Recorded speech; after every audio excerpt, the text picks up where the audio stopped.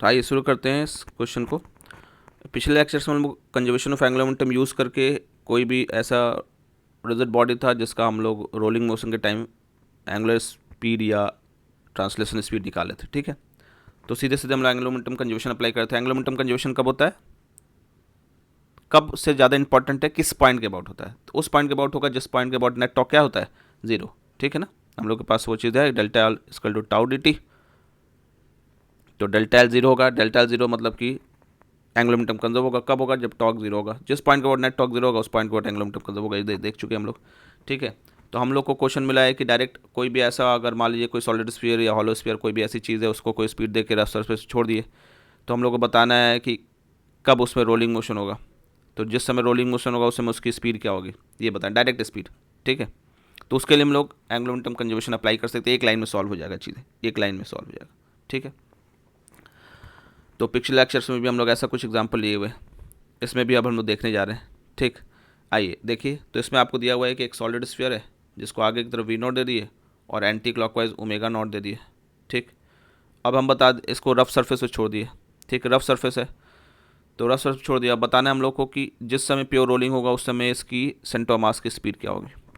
ठीक है, तो रफ सरफेस क्या करेगा, काइनेटिक फ्रिक्शन लगाएगा। काइनेटिक फ्रिक्शन कब सीज होगा, जब प्योर रोलिंग आ जाएगा। प्योर रोलिंग हो जाएगा तो फ्रिक्शन लगना बंद हो जाएगा। क्यों, क्योंकि फ्रिक्शन को कॉन्टैक्ट से मतलब है। कॉन्टैक्ट स्लाइड करना बंद तो फ्रिक्शन लगना बंद। उससे पहले क्या हो रहा है, उसके आगे पीछे क्या हो रहा है, उससे कोई मतलब नहीं है। ठीक है, जब तक उसमें स्लाइड हो रहा है फ्रिक्शन लगेगा। ठीक है, बाकी पोर्शन से उसको कोई मतलब नहीं, उसको कॉन्टैक्ट पॉइंट से मतलब। जिस समय कॉन्टैक्ट पॉइंट से रखना बंद हो जाएगा, स्लाइड होना बंद जाएगा, फ्रिक्शन क्या हो जाएगा, जीरो। क्लियर है, कॉन्टैक्ट पॉइंट से रखना बंद तो फ्रिक्शन जीरो। और किसी ऐसे बॉडी के लिए, किसी भी रिजिड बॉडी के लिए सरकना कब बंद होगा, जब वो ऐसे केस में अगर प्योर रोलिंग में आएगा। ठीक है, प्योर रोलिंग का कहने का मतलब ही होता है कि सरकना बंद। कहीं पे भी प्योर रोलिंग का डेफिनेशन है सरकना बंद यानी फ्रिक्शन लगना बंद। ध्यान दीजिएगा, प्योर रोलिंग वर्ड आया यानी फ्रिक्शन लगना बंद। ठीक है, काइनेटिक फ्रिक्शन लग रहा था तो वो जीरो हो जाएगा। ठीक है, स्टैटिक फ्रिक्शन में एग्जिस्ट क्योंकि वो हमेशा एक्सेशन प्रोवाइड करता है, पर काइनेटिक फ्रिक्शन वाले केस तो बंद हो जाएंगे, क्लोज हो जाएंगे। ठीक है, क्लियर है, क्योंकि स्लाइड नहीं हो रहा है तो काइनेटिक फ्रिक्शन नहीं आएगा। ध्यान दीजिए, जब स्लाइडिंग नहीं है तो काइनेटिक फ्रिक्शन नहीं है। ठीक है, तो अगर प्योर रोलिंग की बात हो तो आपके दिमाग में आनी नहीं चाहिए कि काइनेटिक फ्रिक्शन लगेगा। तो इस केस में बोला है प्योर रोलिंग के समय स्पीड क्या होगी, यानी काइनेटिक फ्रिक्शन लगना बंद हो चुका है। ठीक है, तो आइए देखते हैं क्या हो रहा है इसमें, केस क्या है। अब केस क्या है, तो ध्यान दीजिए, ऐसे है, इसको वी नॉट दे दिया गया है, anti clockwise omega not they दिया। तो कॉन्टैक्ट का ध्यान दीजिए, कॉन्टैक्ट क्या, वी नॉट आ गया तो वी नॉट ही आगे रहेगा। एंटी क्लॉकवाइज ओमेगा यानी ऊपर की स्पीड ऐसे हो जाएगी ओमेगा को ऐसे, यहाँ की स्पीड ऐसे, कॉन्टैक्ट पॉइंट की स्पीड आगे ही हो जाएगी और यहाँ की स्पीड ऊपर। यानी यहाँ पे देखिए जो ओमेगा नॉट आर आ रहा है वो भी आगे है, राइट साइड है, वी नॉट भी राइट साइड है, दोनों ही राइट साइड है। यानी कॉन्टैक्ट किधर से रखना चाह रहा है, दोनों की वजह से आगे। तो फ्रिक्शन किधर लगेगा, पीछे। कौन सा फ्रिक्शन लग रहा है, काइनेटिक। ठीक है, कौन सा फ्रिक्शन लग रहा है, काइनेटिक। काइनेटिक लग गया पीछे। ठीक, अब यहाँ दिक्कत है, फ्रिक्शन तब तक लगता रहेगा जब तक यहाँ प्योर रोलिंग ना है। प्योर रोलिंग का केस हो सकता है या तो जीरो ही हो जाए सारा चीज़, या तो यहाँ की स्पीड जीरो हो, बाकी जगह की स्पीड कुछ भी हो, उससे कोई मतलब नहीं है। ओवरऑल जीरो हो, यहाँ की मेन तो मतलब है इसको यहाँ की। अब यहाँ जीरो कैसे हो सकता है, ध्यान दीजिए, एक चीज़ ध्यान में आया कि ऐसे है, यहाँ पे वी नॉट आगे है, आगे ही ओमेगा नॉट आर लगा है। अब यहाँ जीरो कैसे आएगा, थोड़ा परेशानी, तो एनालिसिस करते हैं। वैसे तो हम लोग सॉल्व कर लेंगे, छोड़ दीजिए उसको, वो तो एक लाइन में सॉल्व हो जाएगा। फिलहाल ये सोचिए कि जीरो कैसे होगा। जीरो कब होगा, जब किसी ना किसी का डायरेक्शन अपोजिट होता तब ना दोनों कैंसिल करते हैं वी ओमेगा आर के। यहाँ तो दोनों सेम है। ठीक है, तो फ्रिक्शन क्या कर रहा है, दोनों को अपोज कर रहा है, वी को भी अपोज कर रहा है और ओमेगा को भी अपोज कर रहा है। यानी ए ऐसा क्रिएट करेगा एक्सेशन जो वी के अपोजिट हो, अल्फा ऐसा क्रिएट करेगा जो ओमेगा के अपोजिट हो। साफ दिख रहा है क्योंकि दोनों को अपोज कर रहा है, दोनों आगे स्लाइड हो रहे हैं, साफ दिख रहा है कि दोनों को अपोज करेगा। यानी ए पीछे क्रिएट करेगा और अल्फा क्लॉकवाइज क्रिएट करेगा क्योंकि ओमेगा एंटी क्लॉकवाइज है। ठीक है, क्लियर है, ये चीज़ समझ में आ रही है। ओमेगा एंटी क्लॉकवाइज है क्योंकि इसको भी ओमेगा को भी अपोज कर रहा है और वी को भी अपोज कर रहा है। तो वी किधर है, आगे है, तो एक्सेशन किधर क्रिएट करेगा, पीछे। ओमेगा एंटी क्लॉकवाइज है तो एंगुलर एक्सेशन किधर क्रिएट करेगा, क्लॉकवाइज। दोनों का अपोज कर रहा है। अब ऐसा अपोज करेगा कि दोनों का अपोजिट कर देगा। यानी कोई एक हो सकता है आगे ही रहे, दूसरा वाला पीछे हो जाएगा। यानी चाहे रिजल्ट ऐसा कुछ आएगा, हो सकता है वी पीछे हो जाए और ओमेगा आगे ही रहे, यानी एंटी क्लॉकवाइज ही रहे। तो उस केस में क्या होगा, ओमेगा ओमेगा नॉट घटते घटते कहीं ओमेगा तक आएगा मगर जीरो नहीं होगा। और वी नॉट क्या हो जाएगा, ये घटते घटते जीरो तक आया और निगेटिव भी हो गया। ठीक है, समझ रहे हैं, उतने ही टाइम में, जितने टाइम में ओमेगा नॉट घटते घटते ओमेगा तक आया मगर डायरेक्शन अपोजिट नहीं हुआ, मगर वी नॉट घटते घटते जीरो हुआ और वी तक आ गया। या ऐसा भी हो सकता है कि वी आगे ही रहे मगर ओमेगा क्लॉकवाइज हो जाए। ठीक है, यानी कहने का मतलब कि वी नॉट घटते घटते वी तक आया पर डायरेक्शन चेंज नहीं हुआ, मगर ओमेगा नॉट एंटी क्लॉकवाइज था, घटते घटते जीरो आया फिर डायरेक्शन चेंज हो गया क्योंकि अल्फा क्लॉकवाइज था। तो अल्फा क्या करेगा, ओमेगा नॉट को घटाते घटाते जीरो लाएगा फिर क्लॉकवाइज कर देगा। तो हम यही वाला केस लेके चलते हैं अपने में, कोई भी दिक्कत नहीं है। अगर वही वो वाला केस भी अगर रहेगा तो वो जीत जाएगा, डोमिनेटिंग हो जाएगा। ठीक है, तो हमारा ये क्लॉकवाइज वाला केस क्या हो जाएगा, नेगेटिव हो जाएगा। ठीक है, फिलहाल हम ये वाला केस लेके चलते हैं, कोई भी आप एक लेके चलो। ठीक है, तो जैसे हम लोग ये मान के चलते हैं कि वी जीरो नहीं हुआ है, कौन जीरो हुआ, ओमेगा जीरो हुआ, क्या था, यानी हम लोग मान के चल रहे हैं कि ओमेगा नॉट जो हुआ जीरो हो गया फिर नेगेटिव हो गया, यानी एंटी क्लॉकवाइज से क्लॉकवाइज हो गया, पर वी नॉट तब तक क्या रहा, घटते घटते वी तक आया। ठीक है, तो ऐसे केस हम लोग क्या माने, आइए, अगर हमारा पॉजिटिव आया था तो यानी हम लोग जो एज्यूम किया सही है, अगर नेगेटिव आता है तो इसका मतलब क्या हो जाएगा कि वी जीरो हो गया था और ओमेगा एंटी क्लॉकवाइज ही रहा। ठीक है, अगर हम इसको एज्यूम कर रहे हैं और हमारा नेगेटिव आ रहा रिजल्ट तो इसका मतलब ओमेगा एंटी क्लॉकवाइज रहेगा और वी नेगेटिव हो चुका रहेगा। ठीक है, मगर अगर पॉजिटिव आता तो इसका मतलब हम लोग का एजम्पशन सही है। आइए लेते हैं, इसके अबाउट हम लोग को पता है ना क्या, कि एम जी यहाँ से पास कर रहा है, नॉर्मल ऐसे पास कर रहा है, फ्रिक्शन यहाँ से पास कर रहा है, तो कोई भी कॉन्टैक्ट सरफेस पे कोई भी पॉइंट ले लेंगे तो उसके बाद नेट टॉर्क जीरो, क्योंकि फ्रिक्शन यहीं से पास कर रहा है, चाहे इधर इधर फ्रिक्शन होगा तो यहीं से पास कर रहा है, इस केस में इधर फ्रिक्शन है तो इधर फ्रिक्शन है तो यहीं से पास कर रहा है। नॉर्मल का टॉर्क कौन कैंसिल कर दे रहा है, एम जी कैंसिल कर दे रहा है, क्योंकि नॉर्मल का टॉर्क क्लॉकवाइज है और एम जी का टॉर्क एंटी क्लॉकवाइज, दोनों की वैल्यू सेम है, दोनों का परपेंडिकुलर डिस्टेंस किसी कॉन्टैक्ट सरफेस से क्या रहेगा, सेम रहेगा, कहीं भी कोई पॉइंट ले लोगे तो। ठीक है, तो नेट टॉर्क क्या आ जाएगा, इस कॉन्टैक्ट सरफेस पे किसी भी पॉइंट के अबाउट क्या हो जाएगा, जीरो। पहले के लेक्चर हम लोग देख चुके हैं, देख लो इसके अबाउट देखोगे, यहाँ पे एम जी ऐसे नॉर्मल ऊपर, नॉर्मल का टॉर्क इस पॉइंट के अबाउट देखोगे तो क्लॉकवाइज आर क्रॉस एफ, और एम जी का टॉर्क ये आर है, M G R cross M G anti clockwise, अगर पॉजिटिव है तो ये नेगेटिव, दोनों कैंसिल कर देंगे। फ्रिक्शन यहीं से पास करा तो फ्रिक्शन का टॉर्क वैसे ही जीरो, तो तीनों का टॉर्क इस पॉइंट के अबाउट जीरो हो जाएगा।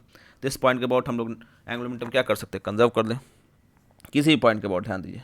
ठीक, तो हम लोग क्यों यहाँ देखें, इसके अबाउट देखते हैं तो रोलिंग मोशन है, R cross M B, R ऐसे, ठीक है, आर ऐसे, ठीक, तो ऐसे था, ये वी नॉट है, ये ऐसे ओमेगा। इसके अबाउट देख रहे हैं तो R cross M B, R cross M B clockwise, clockwise को अगर हम पॉजिटिव मान लें तो एंटी क्लॉकवाइज क्या हो जाएगा, नेगेटिव। तो आर परपेंडिकुलर डिस्टेंस क्या है, कैपिटल आर, तो एम वी नॉट आर हो जाएगा, क्लॉकवाइज को पॉजिटिव माने तो एंटी क्लॉकवाइज प्लस आई सेंटो मास इंटू ओमेगा, तो ओमेगा एंटी क्लॉकवाइज है, आई सेंटो मास इंटू ओमेगा, तो ये वाला नेगेटिव हो जाएगा, तो हमारे पास हो गया -2/5 M R square omega not, तो एंटी क्लॉकवाइज नेगेटिव हो गया।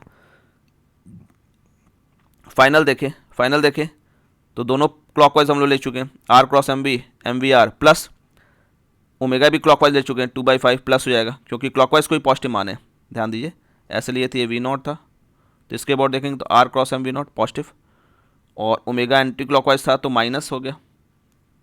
सेकंड वाले यहाँ पे फाइनल देखेंगे तो वी ऐसे ले लिए और ओमेगा ऐसे, इसके ऊपर आर क्रॉस एम बी, ये भी क्लॉकवाइज और ओमेगा भी क्लॉकवाइज, तो दोनों plus M V R plus 2/5 M R square omega. अब ओमेगा की वैल्यू, ओमेगा आर की वैल्यू वी है, तो यहाँ पे ओमेगा आर की वैल्यू वी रख देंगे तो 2/5 एम बी आर हो जाएगा, 2/5 M B R plus M B R, 2/5 M B R plus M B R, तो क्या हो जाएगा 7/5 एम बी आर। इधर क्या है, इधर देखिए तो ओमेगा नॉट आर की वैल्यू वी नॉट था, तो यहाँ पे ओमेगा नॉट आर की वैल्यू वी नॉट रखिए। ठीक है, ओमेगा नॉट आर की वैल्यू वी नॉट रखेंगे तो -2/5 एम बी नॉट आर हो जाएगा, तो M V not R -2/5 M B not R, तो 3/5 एम बी नॉट आर आ जाएगा। इधर 7/5 एम बी आर पॉजिटिव आया, पॉजिटिव आया मतलब हम लोग का सही है, दोनों साइड पॉजिटिव यानी रिजल्ट पॉजिटिव आना है। तो इधर माइनस था क्योंकि ये क्लॉकवाइज को हम पॉजिटिव लेते तो एंटी क्लॉकवाइज ओमेगा था तो नेगेटिव हो गया। इधर दोनों क्लॉकवाइज को हम लोग ले एज्यूम किए दोनों ही क्लॉकवाइज होंगे, यानी ओमेगा घटते घटते जीरो हुआ और फिर क्लॉकवाइज हो गया, एंटी क्लॉकवाइज से घटते घटते जीरो हुआ और फिर क्लॉकवाइज हो गया। ठीक है, और वी नॉट घटते घटते वी तक आया मगर डायरेक्शन चेंज नहीं हुआ उतने टाइम में, जितने टाइम में ओमेगा का डायरेक्शन चेंज हो गया उतने टाइम में वी का डायरेक्शन चेंज नहीं हुआ, यानी वी आगे ही रहा, ओमेगा क्लॉकवाइज हो गया, तो दोनों क्लॉकवाइज आ जाएंगे इस पॉइंट के अबाउट। तो M V R plus 2/5 M omega square omega R square, omega R की वैल्यू वी रख दो, तो M V R plus 2/5 M B R, दोनों ऐड करके 7/5 एम बी आर, इधर सब्ट्रैक्ट हुआ 3/5 एम बी नॉट आर, तो यहाँ से एम आर कट गया। ठीक है, तो वी की वैल्यू क्या हो जाएगा 3/7 वी नॉट। क्लियर है, कोई दिक्कत? अगर हम लोग मान लेते कि ऐसा कुछ एज्यूम कर लेते, ठीक है, मान लेते कि हमारे पास जैसे फाइनल वाला मान लेते कि जैसे v चेंज हो गया, ये हो गया तुम्हारा v और ओमेगा वैसे ही रह गया, यानी ओमेगा नॉट घटा पर जीरो नहीं हुआ, घट के कहाँ तक पहुँचा ओमेगा, उतने देर में v नॉट चेंज हो गया, ठीक। तो हमारा देखिएगा इसी में चीज़ निगेटिव आ जाएगा, ठीक। तो हम लोग देखिए फाइनली ये मान लेके चलते हैं, ठीक, कि ये ओमेगा चेंज नहीं हुआ मगर घटा है, जितने देर में घटते घटते ओमेगा पहुँचा उतने देर में वी नॉट घटते घटते जीरो और फिर अपोजिट हो गया, ठीक। ऐसा लेके भी चल ले, ठीक है। तो वैसे केस में अब ध्यान दीजिए, आप यहीं से लेके चलिए, ध्यान दीजिए। अगर हम इसके बोर्ड देखते हैं इनिशियल, तो R cross M V not R, अगर क्लॉकवाइज को पॉजिटिव मानते हैं तो एंटी क्लॉकवाइज निगेटिव हो जाएगा, मान लीजिए, ठीक है, वो तो कोई दिक्कत नहीं। तो यही वाला एक्स एल एच एस तो यही रहेगा, M V not R minus 2/5 M R square omega not. R H S में देखिए क्लॉकवाइज को पॉजिटिव लिए हैं, तो आर एच एस में क्लॉकवाइज ही पॉजिटिव होगा, ठीक है। आर एच एस में हम लोग क्या ले चुके हैं, वी ऐसे ले चुके हैं, ओमेगा ऐसे। इसके बोर्ड देखेंगे वही कॉन्टैक्ट सरफेस के about, R cross M V anti clockwise, ध्यान दीजिए, ठीक है।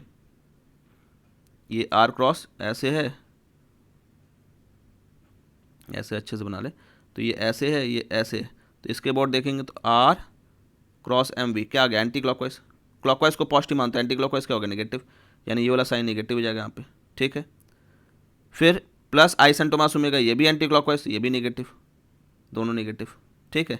इस वाले केस में दोनों जब नेगेटिव होगा तो ओमेगा आर की वैल्यू, क्योंकि प्योर रोलिंग है, प्योर रोलिंग तो चाहिए ना, ये ऐसे हुआ, ये ऐसे, यहाँ वी हो गया, ये ओमेगा आर, तभी ना कॉन्टैक्ट का स्पीड जीरो होगा, ये वी और ऐसे ओमेगा आर, ये एंटी क्लॉकवाइज है तो ऐसे ही रहेगा, दोनों जीरो हो गया, तो यानी प्योर रोलिंग, यानी V equal to omega R होगा।